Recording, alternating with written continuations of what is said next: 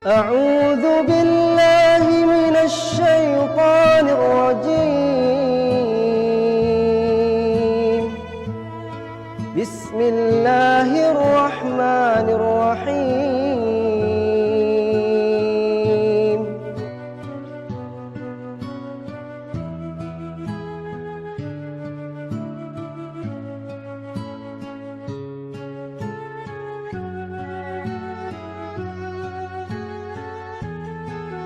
Saya seorang karyawati yang menjadi tulang punggung keluarga. Ibu saya bercerai karena ada orang ketiga pilihan ayah saya. Saat bercerai, ayah saya meninggalkan kami, menjual semua harta berharga kecuali rumah, dan sampai sekarang saya harus menanggung hutang beliau. Adik saya cacat berusia 9 tahun. Karena waktu hamil, ibu saya sering mengalami KDRT. Saya sendiri memiliki anak 2 orang, 7 tahun dan 2 tahun. Rumah tangga saya juga kandas karena suami saya seorang yang pelit dan ringan tangan, sering KDRT juga. Bahkan saya sampai sempat mengalami luka jahit di kepala, leher, dan sering memar-memar di anggota badan yang lain. Saya bercerai sewaktu saya masih hamil anak kedua. Saya menerima gaji sebesar 3,6 juta dalam pekerjaan saya. Tapi dipotong hutang ayah saya di kantor jadi cuma sisa 1,7 juta. Dengan biaya segitu saya harus mencukupi kebutuhan anak-anak saya dan ibu saya. Ibu saya sendiri sekarang berjualan di sebuah sekolah SMP dengan warung kecilnya. Tapi dalam kondisi pandemi seperti sekarang, maka penghasilan ibu saya turun drastis. Musibah ujian selalu datang, ada pihak yang menagih hutang ayah saya. Saya harus membayar hutang tersebut sebesar 15 juta. Akhirnya saya pinjam ke koperasi kantor dan dipotong gaji saya tiap bulan. Saya tidak memiliki gaji lagi dan minus di kantor. Beralih di topik utama yang ingin saya tanyakan. Saya berkenalan dengan seorang lelaki, datang dari perusahaan penanam modal perusahaan saya. Dia seorang non-muslim. Pertemuan kami singkat sekitar 3 minggu, dia berada di sini. Kami dekat, dia baik. Sejak saya bercerai, saya sangat down, hampir putus asa. Tapi saya selalu sabar menghadapi semua. Setelah saya bertemu dengan laki-laki ini, saya benar-benar merasa hidup kembali. Dia perhatian, baik, semua yang saya harapkan padanya ada di dia. Dia juga dermawan, mencukupi kebutuhan hidup saya.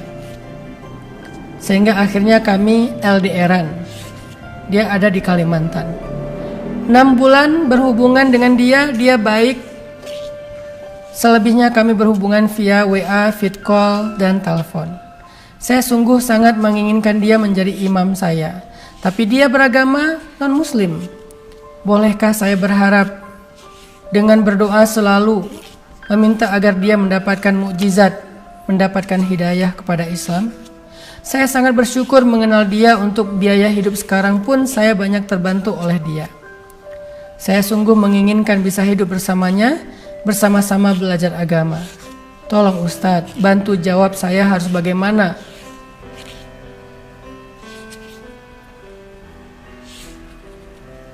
Bagaimana kehidupan terus berjalan?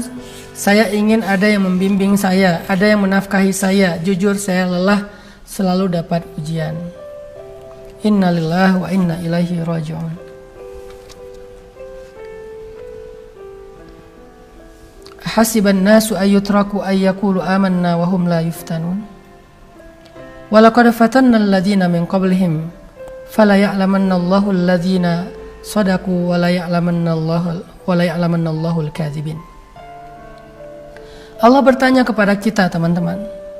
Apakah manusia mengira akan dibiarkan saja mengatakan kami telah beriman sedangkan mereka tidak diuji? Padahal kami telah menguji orang-orang sebelum mereka, sehingga Allah akan melihat siapa dari mereka yang tulus keimanannya, siapa yang basa-basi. Allah menguji Bilal setelah dia masuk Islam. Allah menguji Zinnairah, Sumayyah, Yasir, Ammar. Allah menguji Abdullah ibnu Mas'ud. Allah menguji banyak para sahabat setelah mereka masuk Islam, baik yang miskin ataupun yang kaya, dengan ujian yang berbeda-beda. Kenapa? Karena ujian adalah fitrah dalam kehidupan orang yang beriman. Karena dengan ujian itu Allah ingin mengangkat derajat orang yang beriman. Allah ingin hambanya itu lebih dekat kepada Allah lewat doa-doa. Ketika dia sabar, Allah akan bukakan bagi dia jalan keluar satu demi satu. Dalam cerita tadi, mbaknya sedang diuji oleh Allah. Saya prihatin banget. Benar, ini ujian yang berat. Menjadi tulang punggung bagi ibu dan keluarga kita, sementara adik kita dalam keadaan cacat karena KDRT, orang tua kita harus membiayai anak-anak yang juga sendiri, single parent. Ayahnya meninggalkan hutang yang harus dibayar. Dia bekerja tapi tidak mendapatkan gaji karena dipakai untuk membayar hutang. Berat memang, berat banget. Latai asma, jangan berputus asa. Berharaplah kepada Allah, jangan kepada makhluk. Sabar. Semakin berat ujian yang mbak alami, berarti semakin dekat dengan pertolongan Allah. Seperti malam, semakin pekat, semakin gelap, semakin hening, semakin sunyi, semakin dingin, berarti semakin dekat dengan waktu subuh. Isbiru wasabiru, bersabarlah dan kuatkanlah kesabaran. Jangan pernah terfikir untuk tergoda mengikuti seseorang yang berbeda keyakinannya dengan kita hanya demi untuk menyelamatkan urusan dunia kita. Kenapa? Ketika kita menyelamatkan urusan dunia kita dengan mengikuti seseorang yang berbeda keyakinan dengan kita, berarti kita telah menggadaikan urusan akhirat kita. Padahal kehidupan dunia cuma sementara, sedangkan kehidupan akhirat selamanya. Bagaimana mungkin, na'udzubillah, kita mengambil sesuatu yang cuma sebentar dan mengabaikan sesuatu yang abadi. Kita mengambil kebaikan, kesenangan dunia yang sebentar untuk mendapatkan azab yang abadi kekal di akhirat. Ini bukan pilihan yang tepat. Ini bukan pilihan yang baik, yang bijak. Bersabarlah. Doakanlah semoga laki-laki itu mendapatkan hidayah. Tetapi jangan beri hati dulu sebelum halal. Dan jangan halal kalau berbeda keyakinan, karena haram kita menikah dengan orang yang berbeda keyakinan. Kita menghargai keyakinan mereka, kita menghormati hak-hak mereka beragama, tetapi kita nggak boleh mengikuti keyakinan itu. Lakum dinukum waliyadin. Kalian punya keyakinan, kami punya keyakinan. Dalam keyakinan kita, dalam agama ini kita meyakini inilah jalan yang membawa kita ke surga. Makanya Allah berfirman di dalam Al-Baqarah ayat 221. Wala tunkihul musyrikin hatta yu'minu wala 'abdun mu'minun khairum min musyrik walau a'jabakum. Janganlah kalian menikah dengan orang yang berbeda agama, yang syirik kepada Allah, karena sesungguh sampai mereka beriman, sungguh budak yang beriman lebih baik daripada orang yang musyrik yang merdeka. Walaupun orang musyrik itu a'jabakum, membuat kalian takjub. Mbak tadi merasa nyaman dengan laki-laki tersebut. Dia baik, dia perhatian, dia dermawan, dia mencukupkan nafkah, akhlaknya juga baik. A'jabakum, kalian takjub. Tetapi ketika dia tidak beriman kepada Allah, kata Allah, jangan nikahi dia. Karena ketika kalian menikahi dia, maka pernikahan itu haram. Kalau kalian mengikuti agamanya, maka ini lebih fatal lagi. Artinya kita menggadaikan akhirat kita selamanya dengan hanya urusan dunia yang sementara. Na'udzubillah min dzalik. Bersabar ya Mbak. Mudah-mudahan Allah kasih jalan yang terbaik. Bisa jadi jalan yang terbaik itu laki-laki tersebut mendapatkan hidayah. Bisa jadi jalan yang terbaik itu adalah Allah akan datangkan laki-laki lain yang beriman, yang baik akhlaknya, untuk bisa mendampingi Mbak berjalan kepada Allah Subhanahu wa taala dalam keadaan selamat dunia dan akhirat. Mudah-mudahan dua pertanyaan ini cukup mewakili sekian banyak pertanyaan yang juga saya lihat setema, yaitu masalah keluarga, baik itu masalah diambang perceraian ataupun memilih jodoh yang berbeda dengan kita atau ujian-ujian keluarga.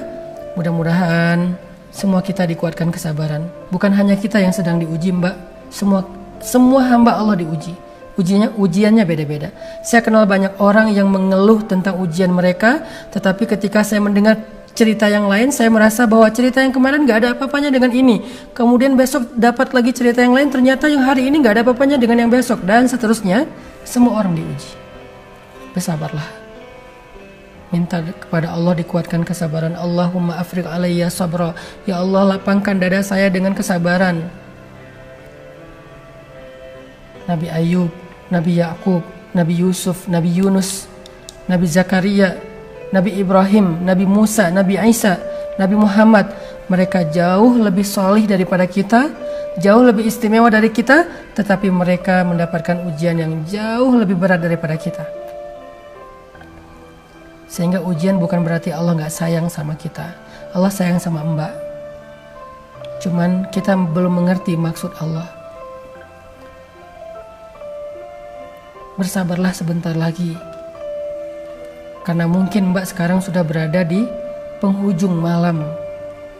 Dan kalau Mbak sabar, insya Allah akan melihat fajar.